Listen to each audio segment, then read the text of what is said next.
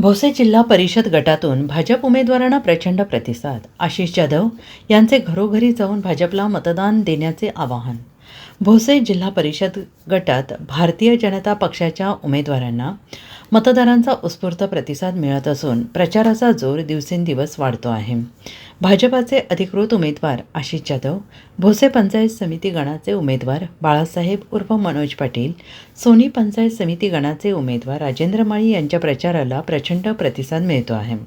उमेदवारांनी भोसे आणि परिसरातील गावांमध्ये पदयात्रा काढून घरोघरी जाऊन मतदारांशी थेट संवाद साधला. यावेळी महिलांनी उमेदवारांचे औक्षण केले तर तरुणांनी भाजप पक्षाच्या विजयाच्या घोषणांनी परिसर दणाणून सोडला. आमदार सुरेशभाऊ खाडे यांच्या माध्यमातून भोसे गटात कोट्यवधी रुपयांची विकास कामे झाली आहेत आणि हाच धागा पकडून आशिष जाधव यांनी विकासाच्या मुद्द्यावर मतदारांना भाजपाला विजयी करण्याचे आवाहन केले आहे.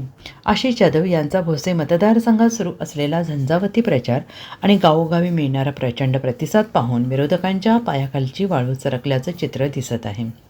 सामान्य जनतेचा कौल भाजपाच्या बाजूने असल्याचं यावेळी स्पष्ट होत असून यावेळी भाजपाचे तीनही उमेदवार विक्रमी मताधिक्याने विजयी होतील असा ठाम विश्वास मतदारांनी व्यक्त केला आहे.